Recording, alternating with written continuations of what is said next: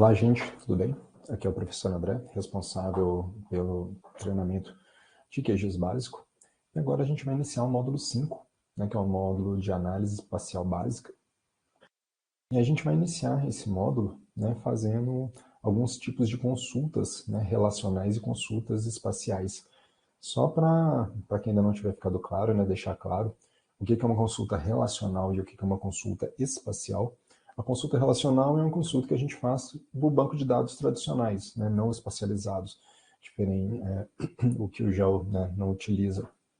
E a consulta espacial é uma consulta de banco de dados espaciais. Então, a gente, no sistema de geoprocessamento, a gente consegue fazer tanto uma consulta quanto a outra, enquanto que nos bancos de dados tradicionais a gente só faz uma consulta relacional. No geoprocessamento, a gente consegue fazer tanto uma consulta relacional quanto uma consulta espacial. Então, vamos mostrar como é que funciona. Vamos fazer uma consulta relacional utilizando alguns parâmetros nos nossos bancos de dados. Então, é o parâmetro igual. Vou explicar mais detalhadamente como funciona esse tipo de parâmetro. Então, a gente vai na nossa pasta, onde está acontecendo o treinamento, documentos, treinamentos QGIS, e o módulo 5. Logicamente, essa massa vai estar disponível para download no material didático, na pasta de material didático da nossa plataforma. Então, aqui a gente vai colocar a nossa camada para a gente fazer a nossa consulta relacional, que é uma camada de árvores. Eu vou dar um adicionar aqui e vou fechar. Vou clicar com o botão direito e vou pedir para abrir a nossa tabela de atributos. Então, dentro dessa camada de árvores, eu tenho algumas espécies, que eu coloquei espécie A, B, C, D e E. Então, estão sortidas aí, e eu coloquei também a altura em metro de cada árvore dessa. Então, antes de começar as consultas, eu queria esclarecer algumas coisas nessa tabela de atributo, principalmente quando a gente dá um duplo clique aqui na parte de cima, o que ele faz? Ele organiza aonde que eu cliquei, no caso da espécie, ele organiza para mim em ordem alfabética, a partir do momento que aqui é uma informação de texto. Se eu vir aqui no ID, ele faz para mim de forma numérica, 1, 2, 3, 4, 5, 6, e se for aqui na altura, ele vai da menor para maior. Se eu der um duplo clique, ele inverte para mim a ordem, então ele vai do maior para o menor, cliquei 2 vezes, vai do menor para o maior. Aqui é bom, gente, quando a gente está precisando de encontrar, sei lá, a reta, a linha com a menor distância, com o menor comprimento. Eu clico aqui e rapidamente eu encontro. No caso aqui, a árvore com os menores comprimentos, a gente tem 15 metros de altura. Tá? E aqui é a espécie da árvore, e aqui é o ID, que é aquela coluna que sempre que a gente cria uma camada, essa coluna ID, ela é formada como um elemento básico, um elemento obrigatório. Então, essa coluna ID, ela sempre vai existir. A gente pode deixá-la zerada, não tem problema nenhum, a gente consegue trabalhar do mesmo jeito, ou a gente pode numerar essa coluna aqui da melhor forma possível. Tá? Então, vamos lá. Então, a gente começou esse nosso módulo falando da gente fazer uma consulta relacional, ou seja, no nosso banco, demonstrando o parâmetro igual. Então, como é que a gente faz?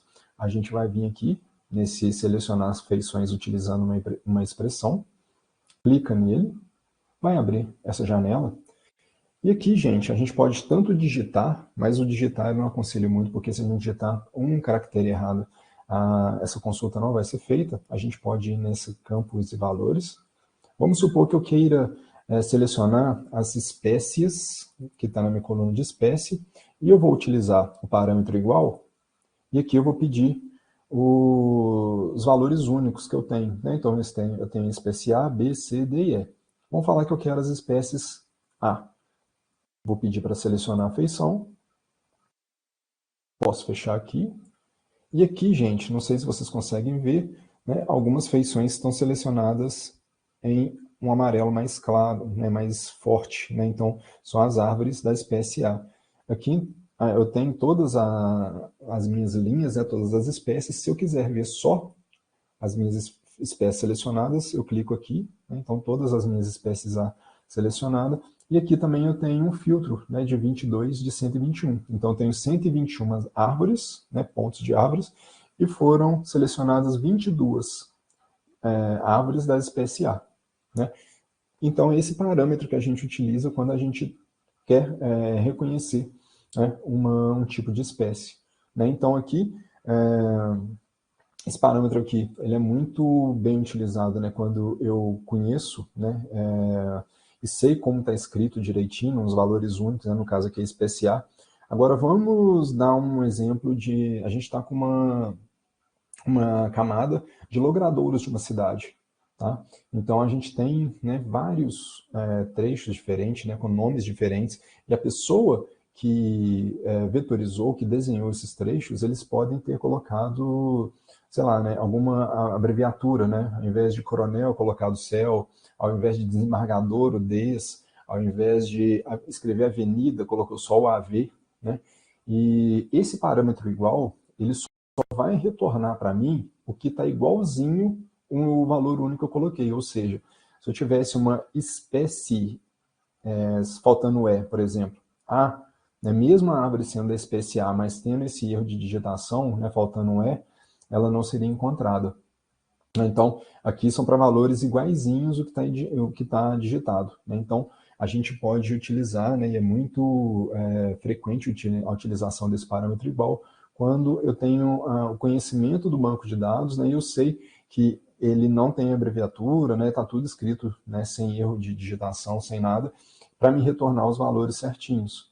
Agora, se porventura eu tiver um banco de dados, né, com possíveis abreviaturas, né, ou possíveis erros de digitação, né, alguma coisa assim, como é que eu faço para poder encontrar? Vamos supor, aí a gente já vai pular para o nosso segundo, que é o parâmetro like. O like aqui é o como em inglês. Tá? Como é que a gente vai fazer? Então aqui eu vou retornar aqui a minha tabela. Aqui eu vou desselecionar minhas feições, nesse quadradinho aqui, ó. E agora eu vou pedir para retornar todas as feições. Vamos supor que eu queira achar as espécies que têm a letra D. Só que algumas eu já analisei aqui, alguns têm erros de grafia, outros não. Mas o D, né, tá só a palavra espécie que tem algum tipo de erro. O D está tranquilo. Né? É mais ou menos se eu fosse encontrar a rua Desembargador Gomes Filho. Né? Então, assim, eu não sei se o desembargador está escrito desembargador tudo, se está escrito só Des Gomes Filho, D. Gomes Filho. Né? Então, a gente tem uma informação, né, concreta, né, então a gente pode se valer dela para a gente fazer uma consulta. Né? Então a gente utiliza um outro parâmetro, né, a partir do momento que eu não sei como que ele está escrito corretamente. Então como é que a gente faz essa consulta? Eu vou voltar aqui, né, campos e valores, espécie, só que em vez de colocar igual, eu vou digitar o like. Aqui eu vou abrir uma aspa simples, eu vou colocar um porcentagem. Qual que é a ideia dessa porcentagem? O porcentagem ele vai falar para o banco de dados ler tudo que está do porcentagem para frente. Né? Ou seja, eu vou colocar aqui um caractere de texto, né, que vai ser o D, e eu vou colocar um outro porcentagem e vou fechar. Ou seja, eu quero que ele encontre para mim tudo que está com o D antes ou com o D depois. Né? Como eu sei que a espécie, né, elas A, B, C e D não tem nada depois, né, esse porcentagem até poderia sair. Mas, né, vamos supor, voltando ao exemplo lá do desembargador Gomes Filho, eu poderia colocar o sinal de porcentagem antes do Gomes Filho, né, ou depois também, que se tiver um Gomes Filho, sei lá, da Silva, né, uma outra coisa, né, ele acaba buscando. Né? Então, quando a gente coloca esse sinal de porcentagem antes e depois do termo que você está pesquisando, você deixa a consulta um pouco mais rebuscada, né, mais completa. Né? E agora que eu faço a mesma coisa, eu peço para selecionar as feições, e aqui eu posso voltar a fechar, e aqui ele vai me retornar todas as espécies em D.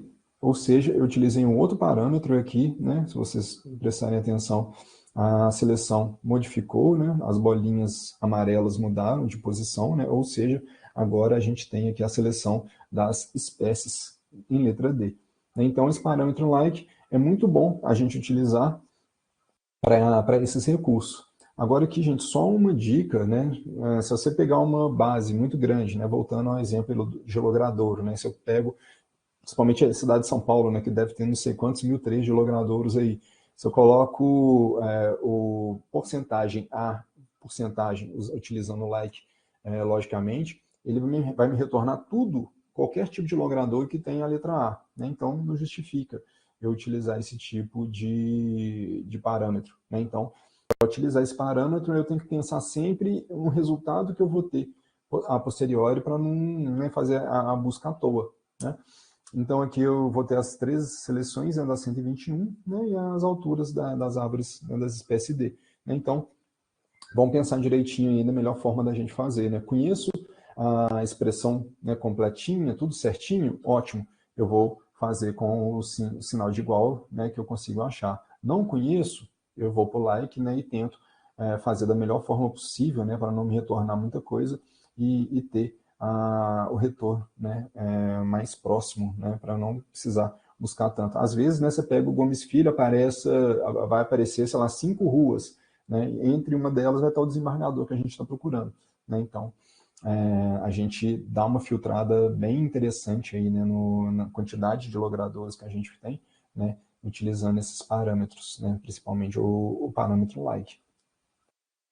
E a gente tem essas taxas de retorno. Né? Continuando, a gente pode utilizar o parâmetro de maior ou maior igual. Né? Então, os dois parâmetros que eu utilizei, a gente utilizou para texto, né? Ou seja, eu procurei uma informação de tipo, né, de texto, né, tanto a espécie A quanto o D, né? Então, a gente não trabalhou com número. Agora, quando a gente trabalha, né, com parâmetro maior ou maior igual, a gente basicamente trabalha com número, né? Por isso que eu tenho essa coluna da altura aqui. Como é que a gente faz essa consulta por altura?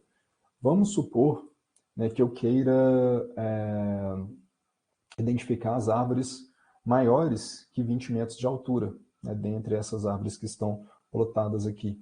Então a gente vem aqui, no campos de valores, agora a gente vem na altura,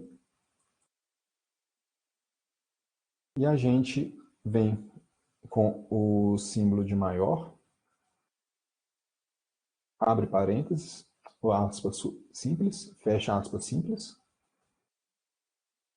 a gente pede para selecionar. Posso fechar aqui? Então, ele pegou para mim tudo que está acima de 20 metros de altura. Né? Então, foram selecionados 64 feições, né, de 121. Então, tudo que está acima de 20 metros, ele pegou. Né? Como eu não coloquei o sinal de igual, né, então ele pegou só os acima de 20. Se eu quiser fazer uma seleção incluindo os 20, eu venho aqui, peço uma nova consulta, e aqui eu vou colocar maior igual a 20. Peço para selecionar. Fechando aqui, ele vai incluir para mim o 20. Então, isso aí, né, quando a gente trabalha com número, é bem interessante. Né? Quando a gente coloca uma nota de corte, no caso aqui foi a altura, né, a gente consegue retirar, né, os valores maiores ou menores aí, né, do que a gente está querendo analisar. Né? Então, é bem interessante utilizar essa cláusula do maior ou maior igual, né, para a gente conseguir fazer essa nossa seleção por parâmetro, né, de número, né, de altura, no caso. E aqui a gente vai fazer a mesma coisa com menor, menor, igual. Né? Vamos lá. Vou voltar para isso aqui, eu vou voltar para cá.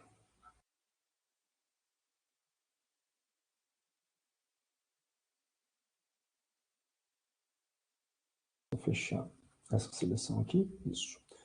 Aqui eu vou desselecionar novamente, né? E agora eu vou fazer uma consulta. E agora eu vou pedir nos meus campos de valores na altura, eu quero um número menor, esse menor aqui eu estou digitando do meu teclado, tá? E o igual aqui eu posso digitar igual ou colocar ele aqui, ó, menor ou igual a 25. Fecho aspas simples e peço para retornar. Então ele vai fazer a correspondência aqui, né? Os valores menores e iguais a 25.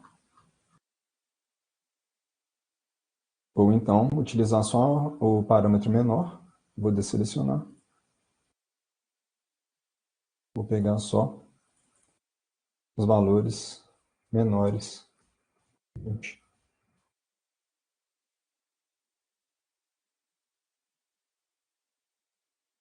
Ele pega só as alturas de 15.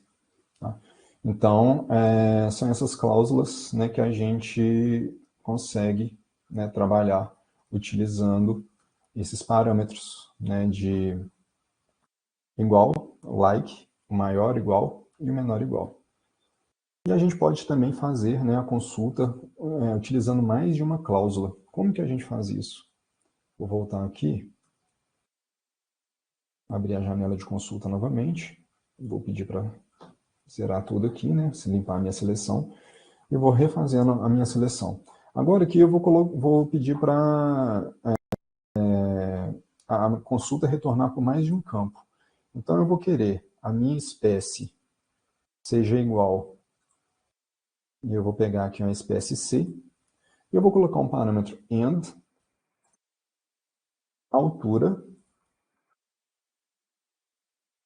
maior que 20. Então, ele vai me retornar as árvores que são da espécie C, né, que são maiores que 20 metros. E vou pedir para selecionar. Quando eu fechar aqui, ó, e eu pedir para mostrar só as feições selecionadas, então aqui ele vai mostrar as árvores das espécies C de 25 e de 30 metros, né, que eu coloquei como parâmetro ser maior do que 20. Né? Então, a gente tem essa cláusula retornando. Então, a gente utiliza esse parâmetro AND quando a gente quer colocar mais, né, de uma cláusula. Então, a gente coloca a espécie igual tal e a altura igual ou maior que tal. Né, e a gente tem um retorno bastante satisfatório. Então, a gente consegue, né, se tivesse mais campos aqui, a gente poderia, né, colocar mais cláusulas para a gente retornar, né, uma seleção cada vez mais aprimorada. Né? Ou seja, a gente pode ir minuciando, né, fazendo um processo detalhado de seleção, né, através dessas cláusulas que a gente vai colocando como parâmetro de consulta ao banco. Fazer algumas consultas espaciais. Vamos lá, como é que a gente faz uma consulta espacial? Então agora aqui eu não vou mais trabalhar com essa camada, a gente vai buscar a camada da consulta espacial. Então aqui eu vou trazer todas essas três camadas. Então essa consulta espacial, eu vou só modificar novamente o logrador aqui para a gente conseguir ver de forma melhor.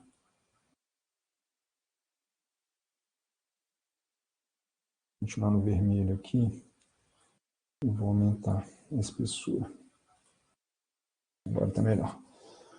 Então vamos lá. Eu vou fazer a primeira consulta espacial pelos pontos, né, e pelo polígono, depois a gente faz pela linha. A gente já fez, né, aquele exercício no módulo anterior de cortar as feições. Né? Então eu tenho esse ponto de árvores, eu tenho esse ponto de área verde. Quando eu quero extrair essa camada, né, eu uso a função do recortar, ela recorta as árvores que estão no interior desse polígono e eu posso utilizar essa camada aí para exportar, para fazer outro tipo de análise, né, seja lá o que for. Agora, vamos supor que eu não estou querendo recortar, eu estou querendo identificar, eu quero saber a quantidade de árvores que tem dentro dessa área verde. Né? Uma informação básica, uma informação de texto, eu não quero gerar uma nova camada, né? Eu não quero ficar criando essa série de camadas que eu não vou ter,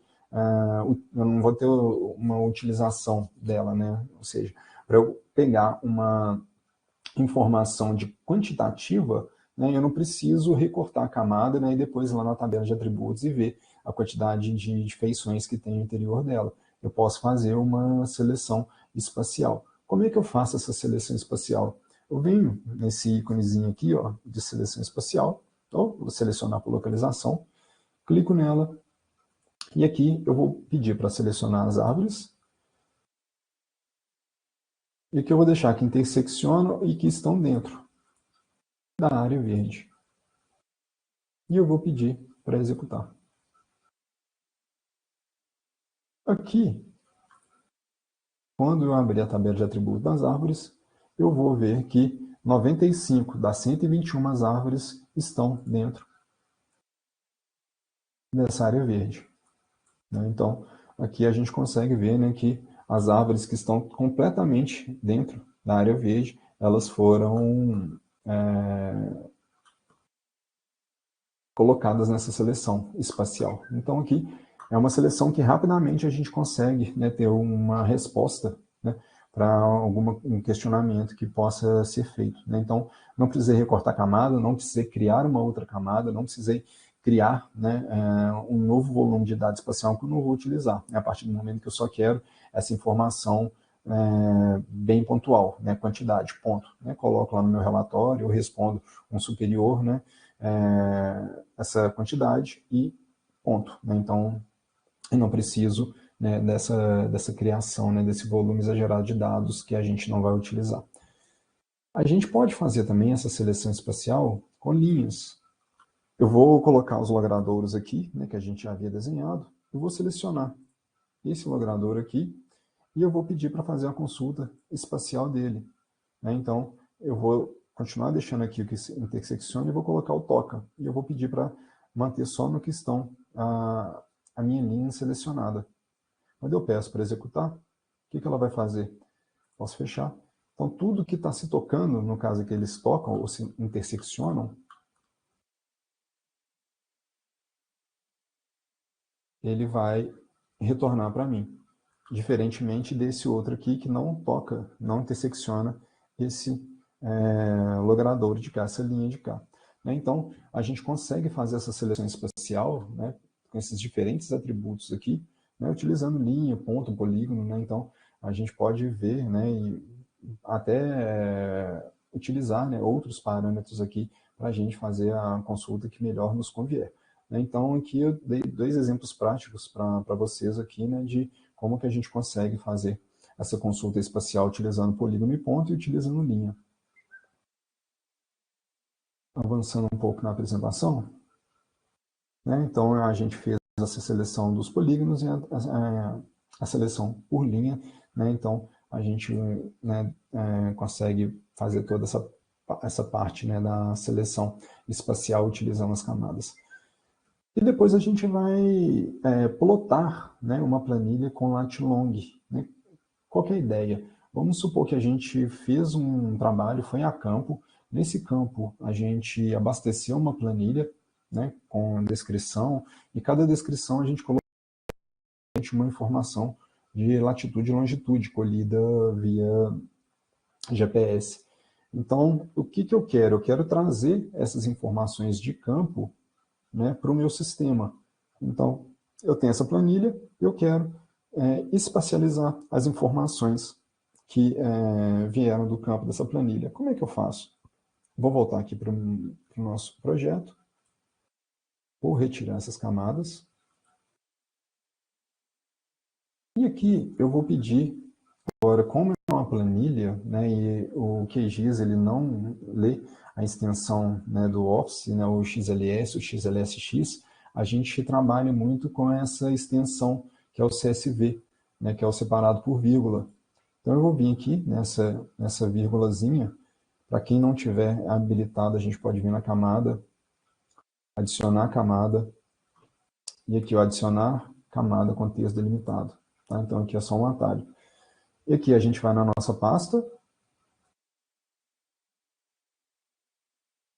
árvore CSV, vou pedir para abrir, e aqui ele já vai me dar os parâmetros, né, da minha consulta. Como ele é separado por vírgula, eu vou colocar que minha tabulação ela é por vírgula. Se tiver algum de vocês aí tiver marcado com alguma tabulação diferente, né, vocês tiram e colocam aqui somente por vírgula. E aqui a gente consegue ver, né, que os campos eles ficam divididos, né, de maneira correta, né? Então, cada informação está dentro de um campo, né, dentro de uma coluna.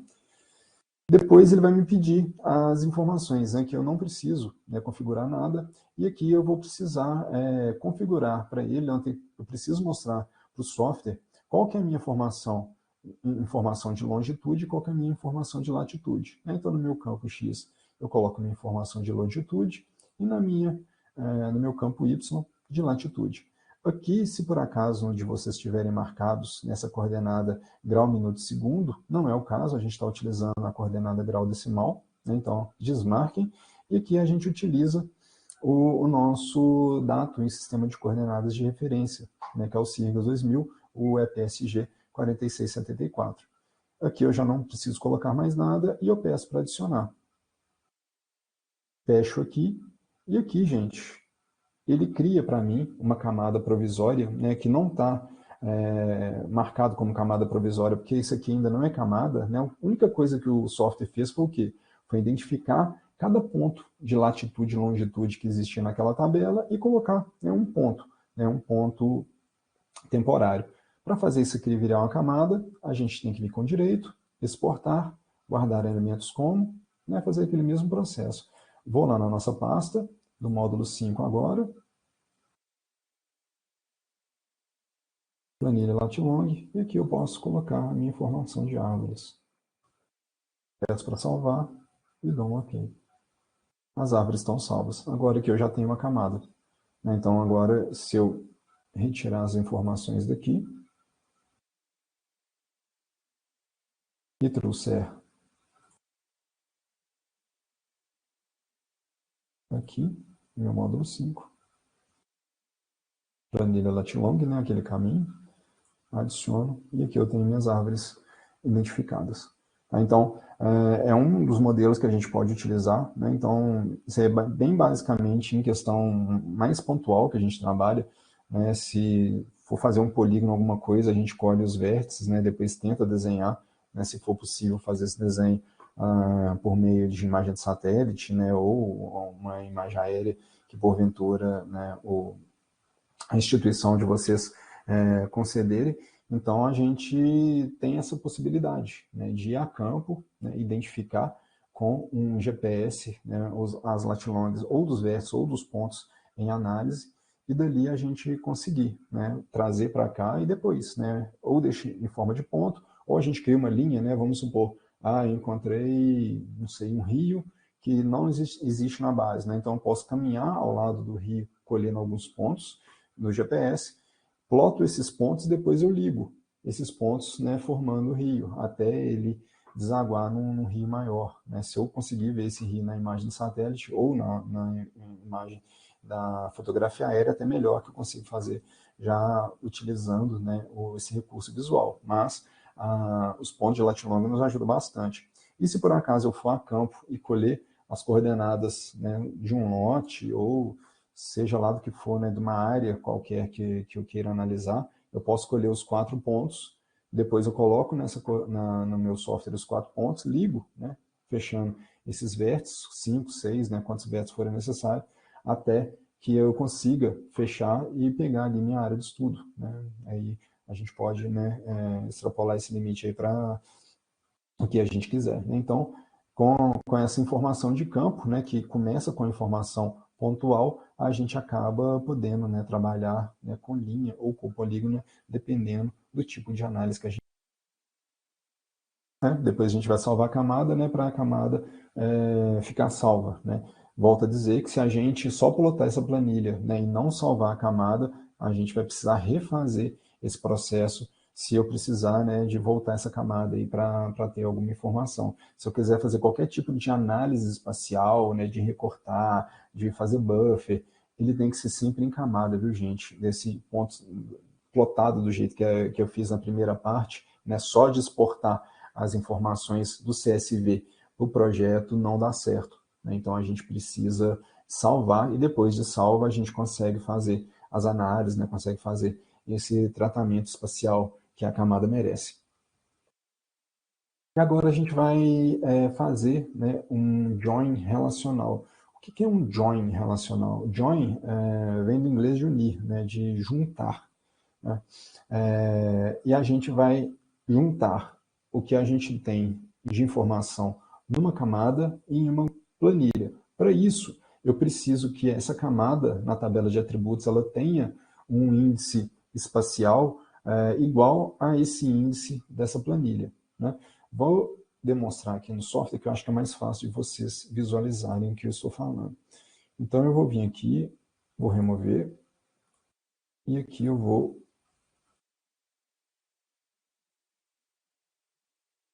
a minha pasta do join. Aqui eu vou colocar a minha informação de árvores, vou adicionar. E aqui, gente, eu vou também pegar a informação, vou pedir aqui todos os arquivos que eu tenho aqui, essa planilha CSV, eu vou precisar dela também. Vou adicionar no meu projeto. Então, quando eu abro a tabela de atributos aqui das minhas árvores, né, então eu tenho essa coluna ID, né, que é a coluna que é uma numeração sequencial, né, de 1 até 121. Né, então, sequencialmente, o software ele colocou, né, para mim essa informação. Isso aqui na camada. E aqui na planilha, eu também tenho uma coluna ID, né, e aqui eu tenho algumas informações, né, algumas colunas que eu não tenho na camada. Então, aqui eu tenho a característica, né, se o tronco dela é fino, médio ou grosso. Eu tenho idade da árvore, né, então aqui diversas idades. Se ela é protegida por lei ou não. E eu tenho o estado de conservação dessa camada. Né, pode ser ruim, bom, péssimo, excelente. Né. Só que isso aqui, né, são informações, né, planilhadas em CSV. E essa aqui são as minhas informações que eu tenho na tabela, ou seja, eu só tenho a espécie e eu tenho a altura. Como é que eu faço para unir essas camadas? Eu já identifiquei que eu tenho uma coluna ID aqui, que é um número, e essa coluna ID, ela se corresponde a essa mesma coluna aqui. Então, eu tenho uma chave de ligação. Né? Essa chave de ligação vai fazer com que o software ele pegue e una, né? Faça um join entre essas duas informações da camada com a planilha, utilizando essa chave aqui, nesse elemento de ligação, que é o ID. Como eu faço isso? Venho com direito, propriedades. A gente vai vir aqui, ó, em uniões. Vou pedir um mais, que é a união, e aqui ele já vai mastigar para mim. Né? Então ele vai falar assim, ó, você vai unir as camadas da planilha, que está no campo ID, e o campo-alvo da camada é o ID também. Né? Então, é isso mesmo que eu quero. Né? Então, eu quero utilizar essas duas informações de ID e as minhas informações estão nesse meu documento CSV denominado de planilha. Né? Então, aqui eu não preciso de mexer nessas configurações, eu vou dar um OK aqui e vou dar um OK aqui. Agora, quando eu vier aqui e abrir minha tabela de atributo, eu consigo identificar, deixa eu só trazê-la para cá, eu consigo identificar que, além da informação de espécie e de altura que eu tinha na minha camada, eu tenho também a informação do tronco, né, da idade, se ela é protegida por lei ou não, e o estado de conservação da árvore. Então, é muito interessante, né, para quando fosse trabalhar com, né, camadas, a gente buscar criar um índice espacial, né, e esse índice espacial ele ser relacionado com outros documentos, né, que a gente possa ter planilhados, né, principalmente, para que a gente possa alimentar uma planilha, né, até mesmo uma pessoa que não tem familiaridade de mexer, né, com o software de geoprocessamento, ele pode muito bem, a partir do momento que ele não comprometa a integridade do campo, né, do campo de um campo-chave, né, do identificador espacial, ele pode alimentar, né, uns 100 números aí, né, de informações na tabela, e depois a gente faz essa união né, uma pessoa, né, que tenha mais conhecimento nessa parte gel, consegue fazer essa união, esse join, né, para que tudo que foi feito na planilha possa vir para a camada. Deixando claro aqui, gente, que essa união também é temporária.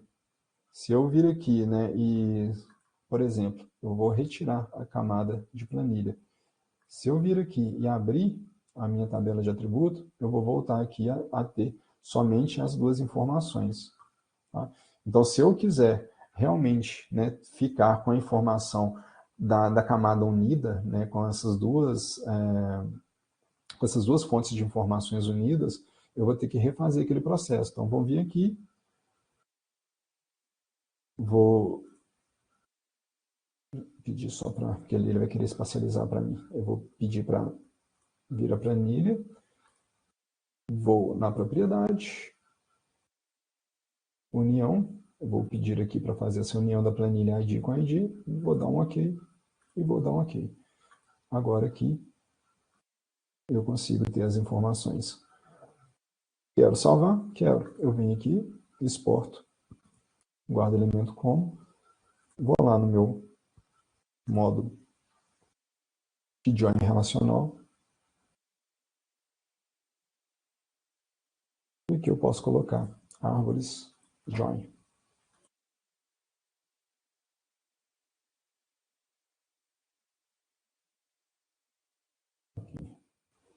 Agora aqui eu posso retirar a informação da planilha. Opa, desculpa. Eu venho aqui em retiro. Posso remover também a árvore inicial. Se eu pegar a árvore join e abrir a tabela de atributo dela, ela já vai ter para mim as informações do que a gente fez. Então a gente consegue, né, ter esses tipos de informações aqui. Avançando, aqui a gente vai salvar a camada, a gente já fez esse processo. Agora a gente vai fazer um join espacial, né? Então, ao invés da gente relacionar uma camada com uma planilha relacional, né, uma planilha não espacializada, a gente vai fazer a união de duas informações de camadas espaciais diferentes, né? Como é que a gente faz isso? Vou voltar aqui, vou retirar a árvore aqui, e agora eu vou pedir para inserir as informações do join.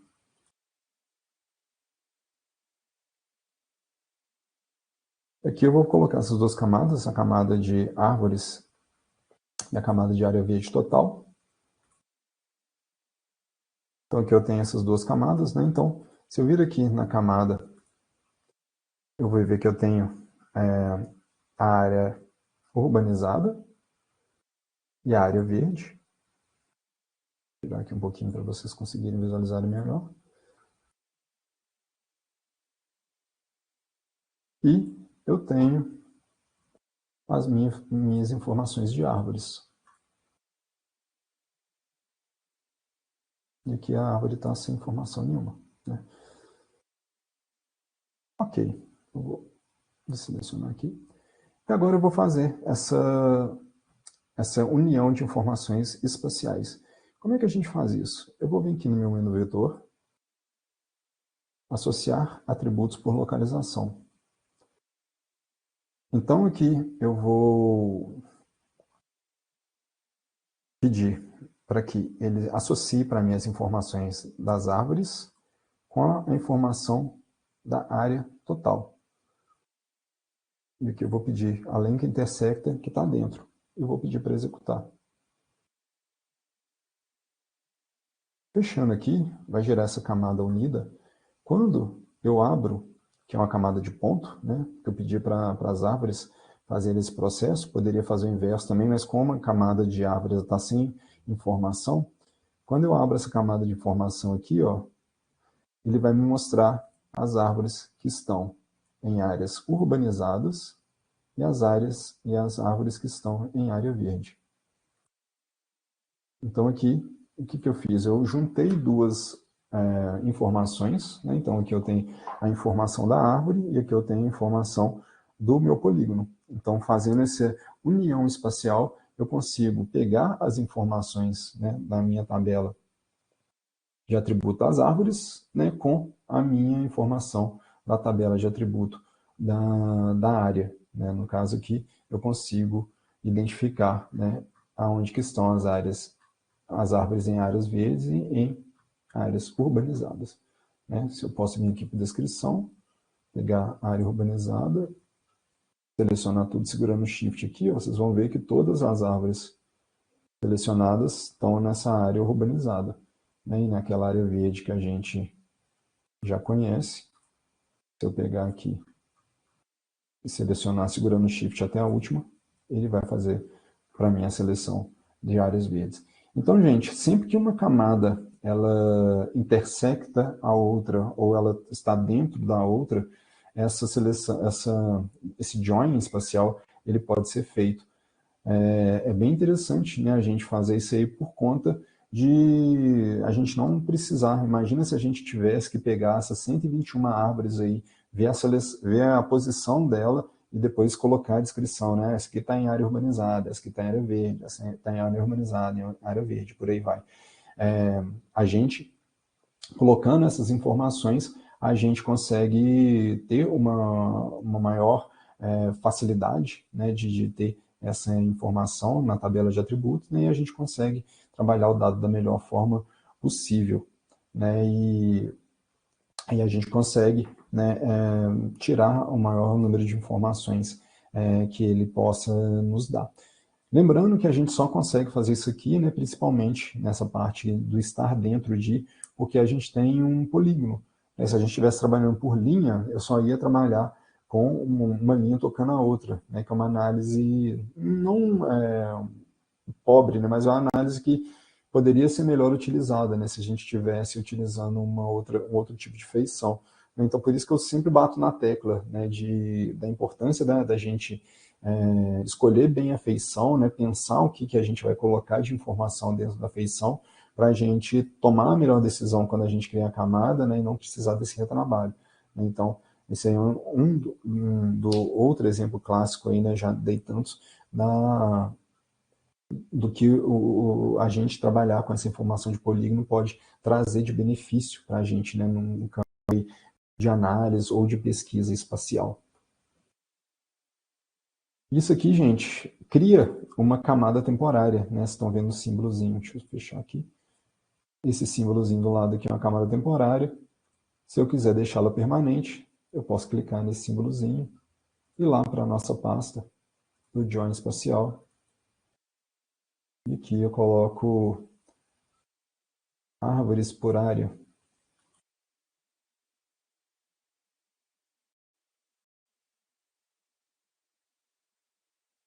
Okay. Agora sim eu tenho uma camada definitiva. E, gente, avançando então no nosso módulo, a gente vai nesse tópico 5 agora, que é a calculadora de campo. Né? Então aqui a gente vai ver algumas fórmulas, né, que a calculadora de campo utiliza, né, e dá alguns retornos positivos para a gente.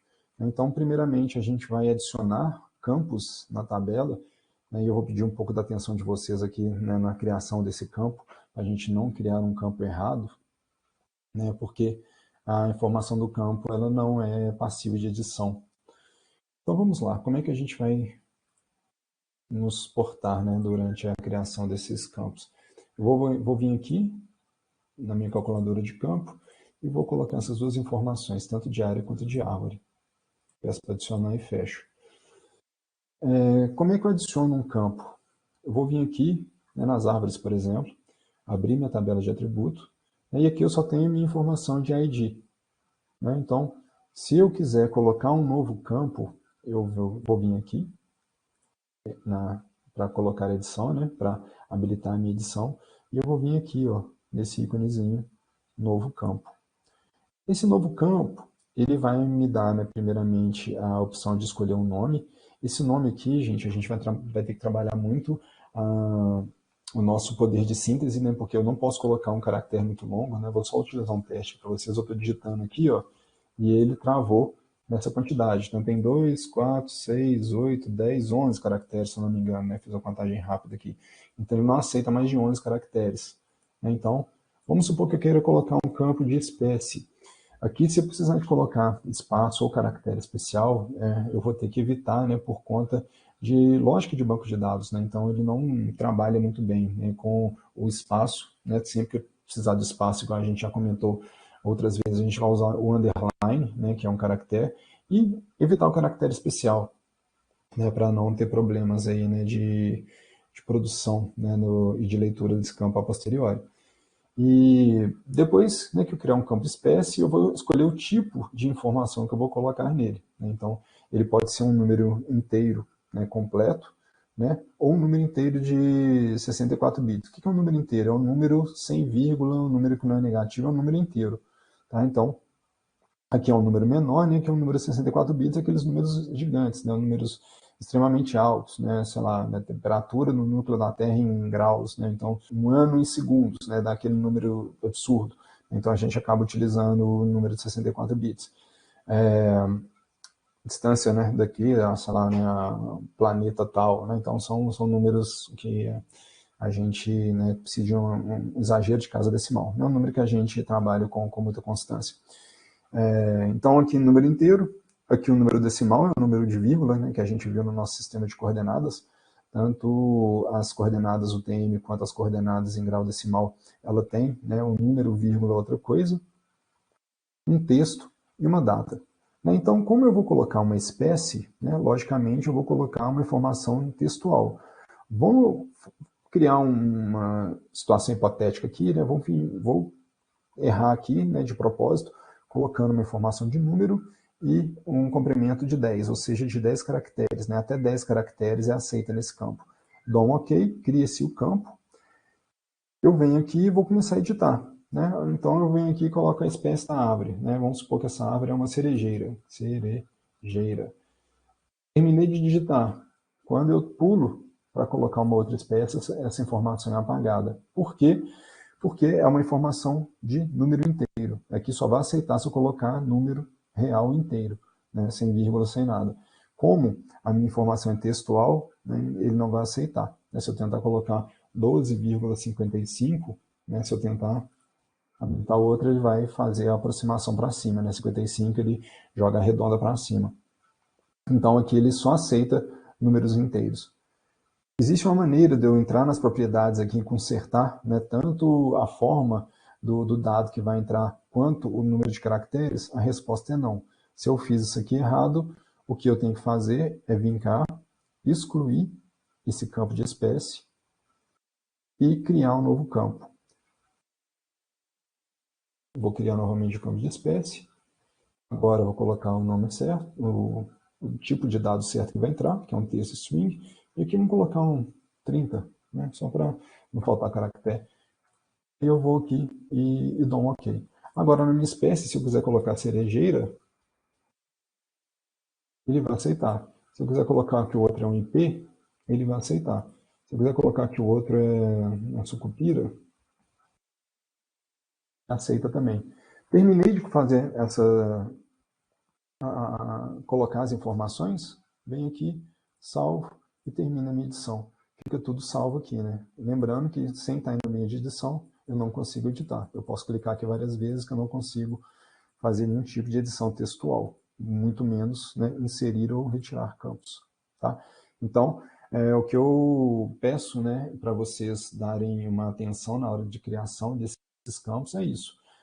Identificar qual tipo de dado que você vai ter acesso a ele, né, o que você vai colocar nessa coluna, e a quantidade de caracteres que você vai precisar de colocar para que a gente não tenha problemas com o tipo de dado errado que for entrar ou com a quantidade de caracteres suficiente que o campo for desenvolvido. Tá? Então, algumas dicas, nessas duas dicas principais que eu dou para vocês na hora da produção, né, na hora de se criar um campo na tabela de atributos. Prosseguindo, a gente vai fazer alguns cálculos agora, né, utilizar mais a parte da calculadora de campo. No caso aqui, eu tenho um polígono, né, e eu quero conhecer a área e o perímetro desse polígono. Como é que a gente faz? Vou voltar aqui, Só que agora eu vou trabalhar com o meu polígono, né, que eu vou querer informação da área e do perímetro. Eu vou vir aqui com direito e vou abrir a tabela de atributo. Então aqui eu vou criar um campo de área.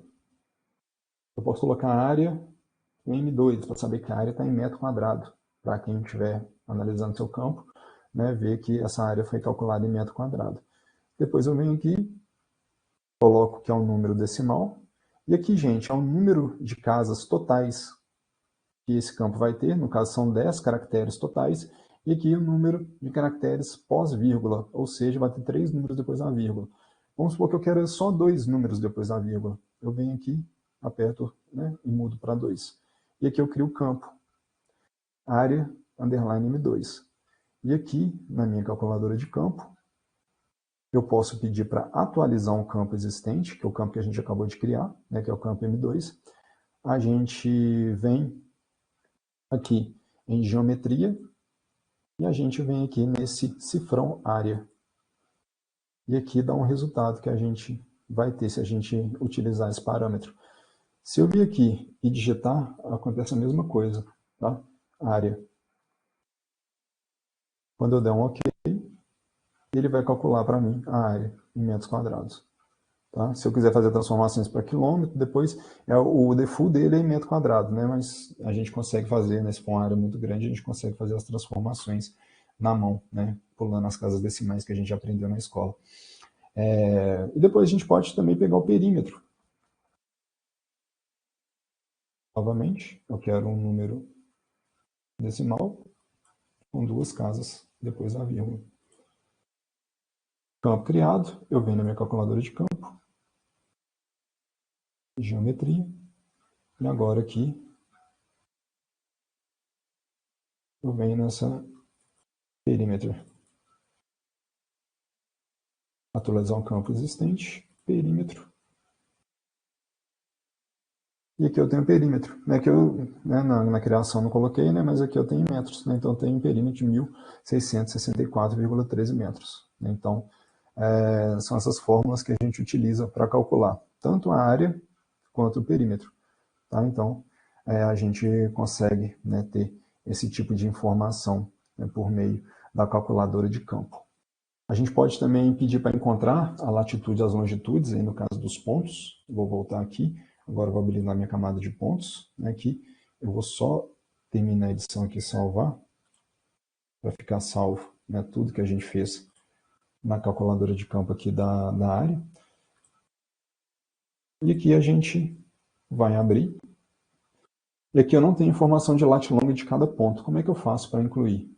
Venho aqui, vou criar um campo. Criar um campo aqui de latitude. Aqui cabe, né? Então, beleza. O número também ele vai ser decimal. Eu vou pedir 2 casas depois da vírgula também. Né? Pedir mais, vou pedir, sei lá, 5 casas, né? Que eu já pedi 2. E eu já vou criar também aqui um campo de longitude. Esse também decimal. Vou colocar 5 casas depois da vírgula. Então tem a latitude e longitude. Agora aqui na calculadora de campo, a gente vai fazer o mesmo processo. Vou atualizar um campo. Bom, primeiro na longitude. Na longitude, ele vai ser geometria. Aí eu vou pegar esse aqui, ó, cifrão X. E aqui ele vai mostrar a saída. 46 alguma coisa. E agora eu faço a mesma coisa para a latitude. Latitude. Geometria. O cifrão Y. Menos 23 alguma coisa. Então aqui eu consigo encontrar o meu par de lat long de cada uma das minhas árvores aqui. Né? Então, outra das funcionalidades da minha calculadora de campo. Salvei a edição, finalizei. Essa informação aqui para mim está salva. Eu posso criar um campo sequencial. Vou pegar essa árvore, né, que tem uma quantidade maior. Vou habilitar aqui. Então vocês estão vendo que o meu campo ID ele está sem informação nenhuma. Eu poderia criar um campo, né, mas como eu já tenho o ID, e a gente já viu como é que é o processo de criar campo, eu posso simplesmente vir aqui e atualizar. atualizo o ID e eu coloco row number. Quando eu der um OK, ele vai atualizar para mim, voltando. Né? Cada um é um número da linha correspondente. 1, 2, 3 é um campo sequencial. Posso salvar também, né? Então que a gente consegue, né, criar um campo sequencial, caso a gente não tenha na nossa camada. Eu posso fazer alterações em bloco ou alterações em feições selecionadas. Como é que eu faço isso? Isso aqui é bem interessante. Eu vou abrir minha calculadora de campo novamente, na tabela de atributo. Eu vou selecionar aqui, né, algumas, vou segurar Ctrl e vou pegar aqui algumas linhas específicas, tá? Sem nenhum tipo de rigor aqui, não aleatoriamente mesmo aqui.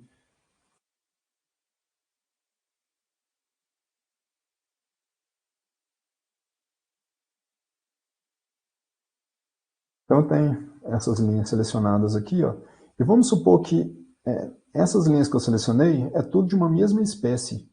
E eu quero fazer com que eu tenha um preenchimento automático dessas linhas selecionadas, né, dessa espécie X aí que eu vou, né, colocar o nome que eu queira colocar aí, né? Então eu venho aqui, vou nas minhas espécies, e aqui eu coloco uma aspa simples, vamos colocar a própria cerejeira, cerejeira, e eu fecho a aspa simples. Quando eu der um OK aqui, tudo que eu selecionei foi colocado cerejeira. Ou seja, isso me poupa, né, um tempo muito grande, porque eu consigo fazer com que essa modificação ela seja feita nos caracteres selecionados. Então, se eu, né, tenho conhecimento, né, de quais IDs, né, eu quero trocar, eu seleciono os IDs, né, e aí eu utilizo esse tipo de fórmula aqui para poder fazer com que essa mudança seja feita, né, nos caracteres selecionados. E eu também posso fazer a seleção em bloco. Né? Como que eu faço isso? Eu vou desselecionar tudo que eu fiz. Vamos supor que todas as árvores, né, situação mega hipotética, seja da mesma espécie. Vamos supor que ela é uma árvore mogno. Né? Então, vou atualizar um campo existente. Lembrando que agora não tem nenhuma uma linha selecionada. Aspas simples, mogno. E fecha aspas simples. Quando eu dou um OK, o que vai acontecer? Tudo das espécies foram transformadas em mogno. Então, vamos supor, eu tenho, né, sei lá, né, 300 feições, né, seja ela de ponto, linha ou polígono, e na tabela de atributo eu queira mudar, né, tudo isso de uma mesma vezada, né, sem precisar selecionar todas elas e colocar. Né? Então, eu quero fazer essa mudança em bloco. Simplesmente, eu pego e utilizo essa fórmula. Né? Eu atualizo o campo existente, aspas simples. Todo o aspas simples, gente, que a gente está colocando uma informação textual. Né? Então, aspas simples, fecha aspas simples. Se eu não colocar essa aspas simples, ele não reconhece. Né? Então, sempre que eu tiver colocado uma informação, né, de texto, a gente coloca essa aspas simples, que pode, né, transformar em número também. Né? Se eu vir aqui, espécie, e colocar, sei lá, 15, um OK, o teramogno vai transformar em 15. Tá? Então, qualquer tipo de trabalho que eu queira fazer, né, alterando o string, né, que é um campo de texto, né, ou um campo de número, a gente consegue fazer dessa forma, utilizando essa fórmula da calculadora de campo, né, atualizando o campo e colocando a informação em aspas simples. Tudo bem, gente? Depois disso aqui, né, se a modificação que eu fiz é essa mesmo, eu posso vir aqui, salvar, finalizar a edição, aí está tudo finalizado do jeito que deveria ser. E eu posso utilizar também a forma da concatenação de campos. O que é isso?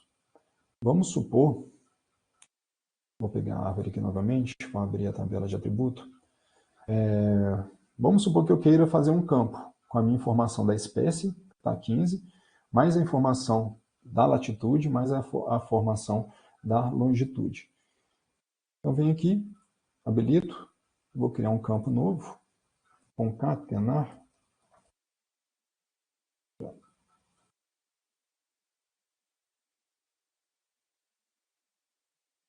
Vai ser um campo de informação de texto. Aqui eu vou pegar um 50. Agora aqui eu vou abrir a calculadora de campo. Vou pedir para atualizar um campo existente, que é o campo concatenar. E agora eu vou vir aqui, ó, em campos e valores, eu vou pegar a minha espécie, vou utilizar esse parâmetro aqui, que é o concatenar, vou dar uma aspa simples, espaço, tracinho, espaço, fechado, aspa simples. O que é isso aqui, gente? Vai dar o nome da espécie, vai dar um tracinho, a informação de latitude, um tracinho, a informação de longitude. Tudo bem? Então, esse tracinho, porque se eu não colocar isso aí, vai vir tudo junto, né? Vai vir 15 mais a informação da latitude, a longitude vai ficar um pouco desconexa a informação, né? Então, por isso que eu estou utilizando desse recurso, né, de utilizar aspas simples, dar um traço em aspas simples. Uso o concatenar de novo, né? Agora eu vou pegar a informação de latitude, concatenar, de novo, informação de longitude. Quando a gente dá um OK, ele vai mostrar aqui para a gente. Vou aumentar aqui. Então aqui eu tenho as minhas informações, né? Então aqui foi o tracinho, poderia colocar uma vírgula, poderia colocar uma barra, né? Então é o 15, um tracinho a minha informação de latitude, um tracinho a minha informação de longitude, né? Então essa forma de concatenar campo, isso aqui é muito interessante, gente, se por acaso a gente pegar, né?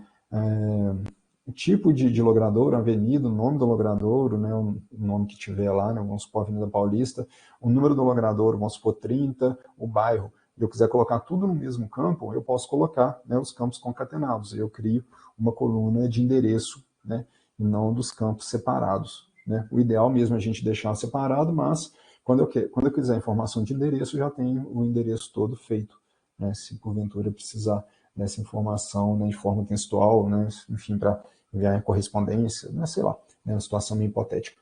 Mas aí a gente pode utilizar essa forma aí do concatenar, né, para juntar diferentes campos em um único campo, né, utilizando alguns parâmetros, né, para deixá-los, né, separados.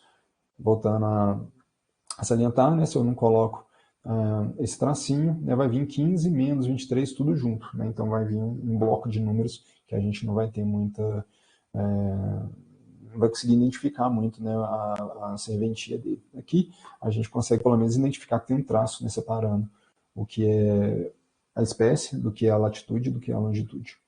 Isso aí, né, a gente pode também alterar, né, igual eu já disse, está assim, né, como já tem um menos, né, eu me atentei a isso, poderia colocar uma vírgula, poderia colocar um asterisco, né, ou sei lá, até pedir uma informação, né, colocar lat igual, long igual, né, então isso aí a gente pode fazer de diferentes formas, né, para a gente ter um resultado, né, melhor, né, fazer um campo concatenado mais entendível, se a gente pode utilizar esse termo.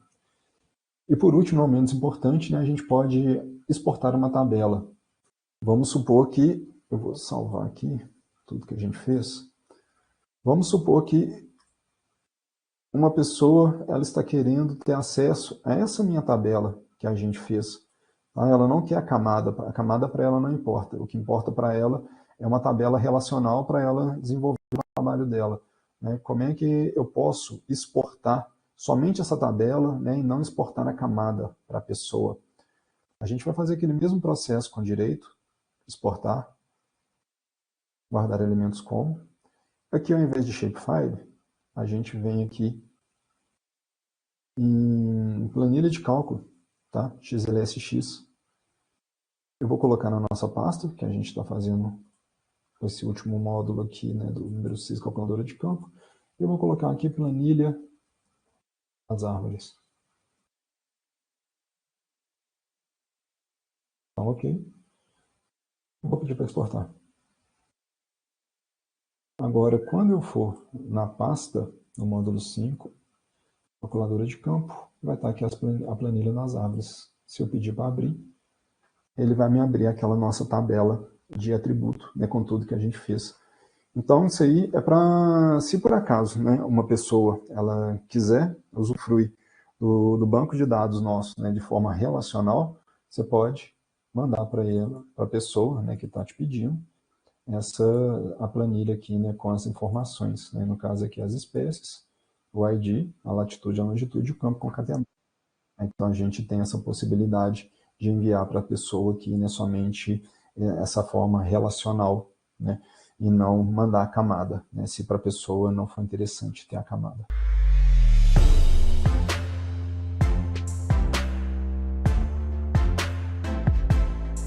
Agora vamos ao estudo de caso, né, para a gente encerrar esse módulo 5.